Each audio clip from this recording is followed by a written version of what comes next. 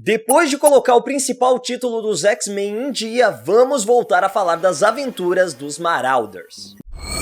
Shazukara! A terceira edição de Marauders volta ao passado e mostra os planos de Sebastian Shaw para a Vaga Vermelha da Companhia de Comércio do Inferno. Na segunda edição, nós tínhamos visto a partida de xadrez entre o Shaw e a Emma Frost, discutindo quem figuraria ao lado deles como as cabeças da Companhia de Comércio do Inferno. E a frustração dele quando descobre que a Rainha Branca já tinha escolhido Kate Pryde como a Rainha Vermelha. Nessa edição, descobrimos que a pessoa que ele queria ocupando a Vaga Vermelha era ninguém menos que Shinobi Shaw, o filho do Sebastian que usou a sua influência como membro do Conselho de Krakoa para trazê-lo de volta à vida. A gente já percebeu não só por Marauders, mas em alguns outros títulos também, que muitos desses vilões que estão convivendo pacificamente nessa nova realidade do Alvorecer do X, na verdade estão jogando pelos seus próprios interesses. Mas o Sebastian Shaw é o primeiro a desmascarar isso, ou pelo menos mostrar suas verdadeiras intenções para o público. Ele não tá preocupado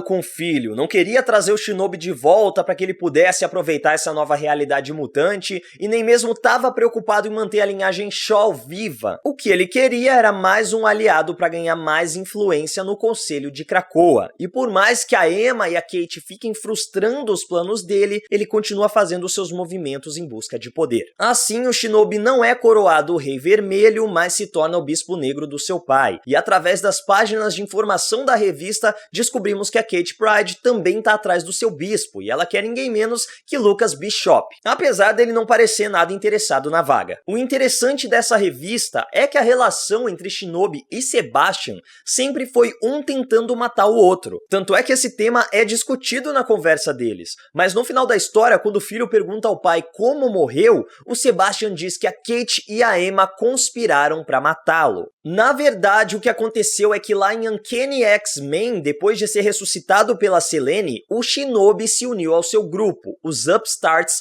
para eliminar os maus elementos, que é basicamente a segurança do Senhor Sinistro. Só que ele descobre que todos esses movimentos estão sendo manipulados pelo seu pai. Não suportando a vergonha de ter trabalhado para o Sebastian, ele atravessa a própria mão na cabeça e se mata. É por isso que a gente tem aquele painel com um esqueleto com umas estruturas estranhas saindo do rosto. São os próprios dedos do Shinobi. Assim como a Kate, ele também possui a habilidade de alterar sua densidade corporal e se tornar intangível. Mas ele pode fazer o contrário também, aumentar tanto a sua densidade até se tornar tão rígido quanto um diamante, assim como a Emma Frost. Então, com essa mentira, o Sebastian garante que o seu filho vai ser seu aliado. O Shinobi podia estar até se perguntando se podia confiar no seu pai, mas com essa nova informação ele sabe que nas rainhas branca e vermelha é que ele não vai confiar mesmo. Eu gostei muito dessa história, assim como a anterior, ela também foi bem focada em política, em jogos de interesse, mas também serviu para introduzir o conceito dos cultos de adoração aos mutantes, quando o Sebastian e o Shinobi vão até Nova York e são confrontados ali com aquelas pessoas vestindo a roupa dos X-Men. A gente tá cansado de ver grupos de ódio aos mutantes, seitas que querem acabar com a mutandade, mas grupos de adoração acho que é novidade, pelo menos no Alvorecer do X. Então, por mais que a gente não tenha tanta ação, ainda foi uma história que desenvolveu muitas tramas.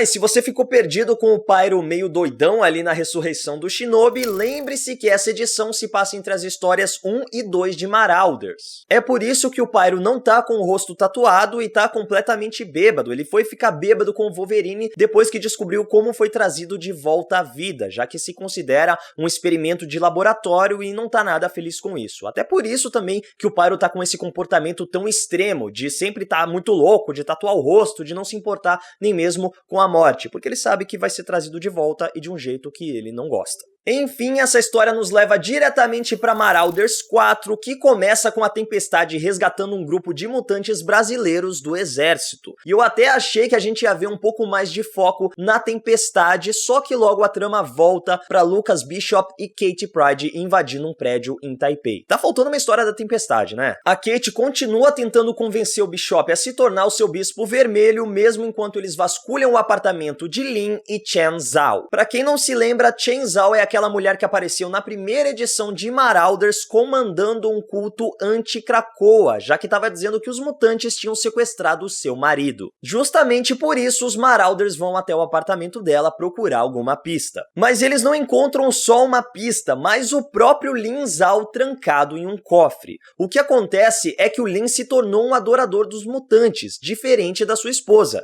Isso deixou a Chen tão irritada ao ponto de sequestrar o próprio marido e iniciar um culto contra os mutantes. Quando descobrem isso, Kate e Bishop são confrontados por duas assassinas com as garras muito parecidas com as da Lady Lethal. E mais uma vez a gente vê o quanto o poder da Kate é roubado durante o combate. Ela não é atingida por nada e qualquer coisa vira uma arma letal na mão dela. Poxa, ela derrota a mina usando um travesseiro. Sinistro. Aí a gente fica se perguntando, de onde surgiram essas assassinas? Será que elas têm alguma ligação com aqueles aprimoramentos corporais que a gente tá vendo nas histórias da X-Force? E quanto a isso, vocês podem ficar tranquilos também, porque a gente vai comentar tudo o que tá acontecendo em todas as outras histórias. Enfim, com o resgate do Lin, eles desmascaram a Chen, que se sente humilhada, e vai até Madripoor pedir o apoio dos Omnis Verendi. E agora as coisas vão ficar complicadas. Os Omnis Verendi é um novo grupo que é basicamente uma atualização do Clube do Inferno. Todas essas crianças ali são gênios do crime, já apareceram anteriormente em uma outra encarnação do Clube do Inferno, que também foi chamada de Academia do Inferno. Todos assassinaram os seus pais para receberem as suas heranças e acreditam na supremacia humana sobre os mutantes. Então a gente tem o Cade Kilgore como Rei Negro, Maximilian Frankenstein como Cavaleiro Negro, e sim, Frankenstein é daquele Frankenstein, já que o Maximilian é um descendente do doutor, né, desse cientista, e assim como ele também tem uma propensão por fazer vários experimentos malucos. Manuel Enduque é o Rei Branco, que divide o seu assento com a Rainha Branca Wilhelmina Kensington,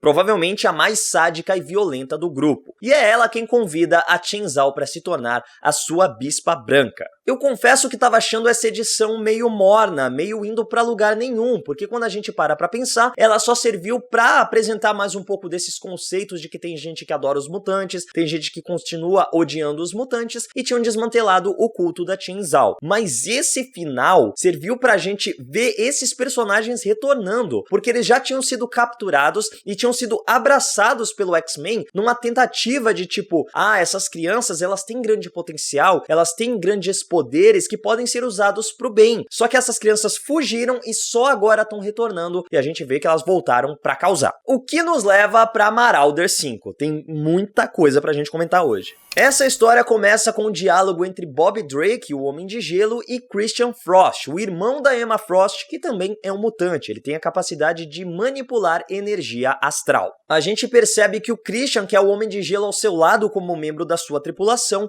e confronta o Bob com algo que já tinha sido levantado pelo Fera na edição anterior, durante aquelas páginas de informação em uma conversa com o Bishop. Os mutantes estão protegendo a Kate. Eles não entendem por que ela não pode entrar em Krakoa e com isso temem que ela também não possa ser ressuscitada. É por isso que o Hank pede pro Lucas aceitar o posto de Bispo Vermelho, porque assim pode ficar mais perto da Kate para protegê-la, além de ser um infiltrado na Companhia de Comércio do Inferno, que não tem uma reputação muito boa. Do mesmo modo que aqui, o Homem de Gelo fica meio ofendido quando o Christian pergunta para ele se ele realmente quer ser um Marauder ou se ele só tá aceitando fazer parte de tudo isso para proteger a Kate. É interessante porque isso levanta um ponto que a gente ainda não tinha pensado. A princípio, a gente é levado a acreditar que a Kate não pode entrar em Krakoa por uma mera questão de programação dos portais. Até mesmo a teoria mais difundida era que o próprio Magneto e Xavier não queriam que ela entrasse porque o seu poder permitia que ela acessasse lugares que deveriam ser mantidos secretos para os outros mutantes. Talvez até mesmo a própria localização da Moira. Mas a gente vê que tem outros mutantes com a capacidade de se tornarem tangíveis que são aceitos em Krakoa. O próprio Shinobi. Então os fatos estão querendo levar a gente a acreditar que realmente a Kate não pode entrar em Krakoa. E com isso, talvez o protocolo de ressurreição não funcione nela. Eu não sei se realmente há essa preocupação, porque quando a gente parar pra pensar, Krakoa não tá tão envolvida assim no processo de trazer os mutantes de volta à vida. São os 5, basicamente, que trabalham juntos para trazer o corpo de volta à vida, enquanto o Xavier, usando o cérebro, deposita a consciência.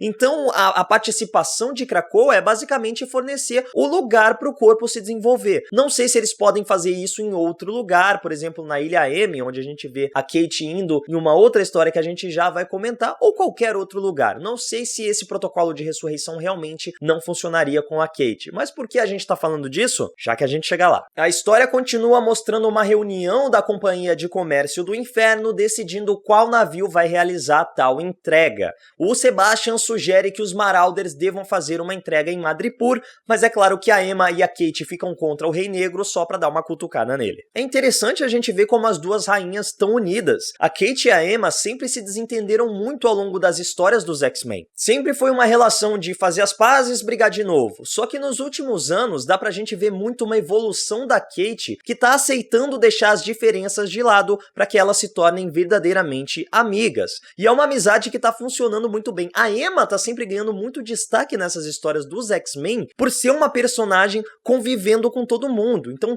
desde lá de Potências e Dinastia, a gente via a Emma em uma relação muito interessante com o Xavier. Em X-Men, a gente vê ela se relacionando muito bem também com a Jean Grey. É claro, com o Ciclope, eles sempre tiveram muita química. E agora com a Kate mais uma vez. Então tá sendo muito legal ver essas personagens ganhando destaque, principalmente a Emma. Só que todas as festividades ali são interrompidas quando os Marauders recebem um pedido de socorro do Shinobi, já que o barco dele, que foi para Madripoor em vez dos Marauders, acabou sendo emboscado pela população local. O que já gera uma estranheza, porque Madripoor não tem um histórico de lutar contra os mutantes. Aliás, sempre foi uma nação muito receptiva. O Bishop descobre que uma tal de organização Verendi está oferecendo quantias milionárias para a população caso eles assassinem os mutantes, e é por isso que tá rolando essa guerra na ilha. Para completar, aquelas armaduras russas que anulam as habilidades dos mutantes ressurgem aqui e a gente tem mais um momento B10 da Tempestade dizendo que jamais vão tirar o poder dela, esfaqueando o maluco no olho e dizendo que tem que pegar aquela faca de volta porque é Vibranium.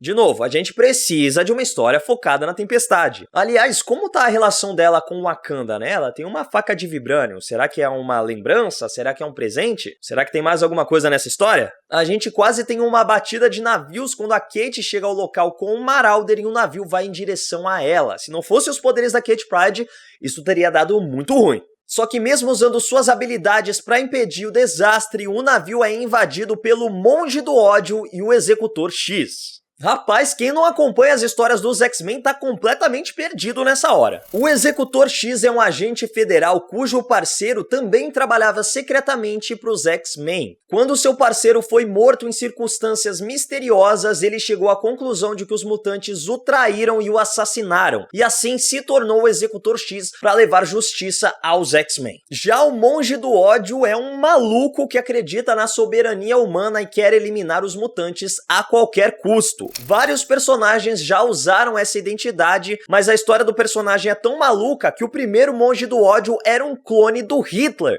Mesmo com toda essa bizarrice, eu acho que a coisa mais intrigante dessa revista é ver o Sebastian Shaw espiando os Marauders através dos portais. Além disso, um daqueles documentos na revista diz que Manuel Henduque foi quem comprou aquela carga que estava sendo desviada na segunda edição de Marauders, que a gente vê a Emma discutindo com Sebastian sobre como ele não pode colocar o dinheiro ou o poder acima das causas de Krakoa, mas sim, o Manuel Henduque comprou essa carga de drogas de Krakoa do Sebastian Shaw e ele traiu a Companhia de Comércio do Inferno. Surpreendendo um total de 0 pessoas, né? Porque é isso que o Sebastian Shaw faz. O que nos leva diretamente para Marauders 6. Calma que tá acabando. O confronto contra o Monge do Ódio e o Executor X prossegue e ora os vilões estão ganhando, ora parece que os mutantes têm a vantagem, até que em um momento de distração da Kate Pryde, o Pyro é atingido por um golpe da espada do Executor e nós descobrimos que ela continha uma cápsula de transporte com jaqueta amarela.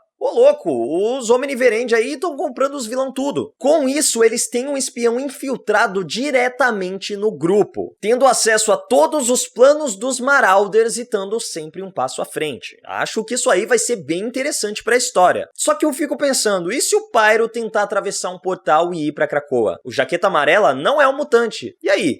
Enfim, quem também aparece para confrontar os mutantes são Donald Pierce, aquele mesmo vilão que apareceu no filme do Logan, e a própria Chen Zhao. O que não faz sentido nenhum. Por que ela ia estar ali para lutar contra os mutantes? Pelo menos isso leva a mais um grande momento da tempestade e a Kate jogando a Chen de cima do navio e dizendo que tá cansada de dar uma surra nela. Isso foi muito bom. Bom, com a vitória dos Marauders, eles têm que dividir a equipe. Já que o Upstart, o navio do Shinobi, precisa ser reparado, a tempestade tem que levar até o Conselho de Krakoa as informações sobre o que está acontecendo em Madripoor, o Homem de Gelo vai ser jurado em um concurso de drag queens, e o Bishop e o Pyro precisam levar o Marauder de volta. Sem contar que eles têm um navio cheio de armaduras antimutantes que podem ser estudadas e utilizadas a favor de Krakoa. Só que eles acham muito perigoso levar o navio diretamente até Krakoa, até porque a Kate também não consegue entrar em Krakoa. Assim, ela fica encarregada de levar o navio até as Ilhas Zemi, onde mais tarde o Forge vai utilizar um dos portais de Krakoa para chegar até a ilha e estudar as armaduras.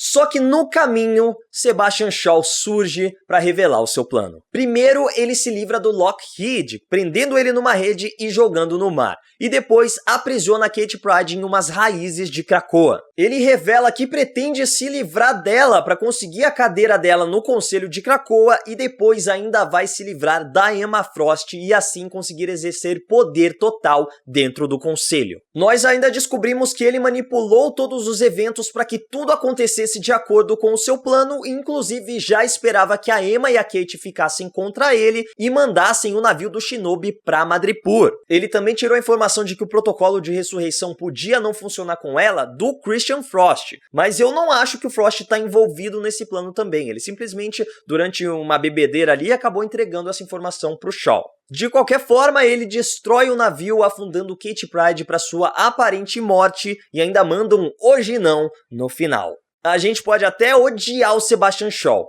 mas que ele é um puta vilão, isso a gente tem que admitir. E agora a gente vai ter que descobrir se a Kate realmente não pode ser trazida de volta ou se ela vai acabar sendo salva num último momento ali. Eu acredito que o Lockheed pode ter se livrado da rede e vai aparecer para salvar ela, ou até mesmo outro mutante apareça ali. Só sei que o Sebastian Shaw ainda vai pagar por isso. Tô amando Marauders, acho que todas as revistas do Alvorecer do X estão ficando cada vez melhores. Só que Marauders, principalmente por causa das reviravoltas, tá ficando cada vez mais interessante de ler.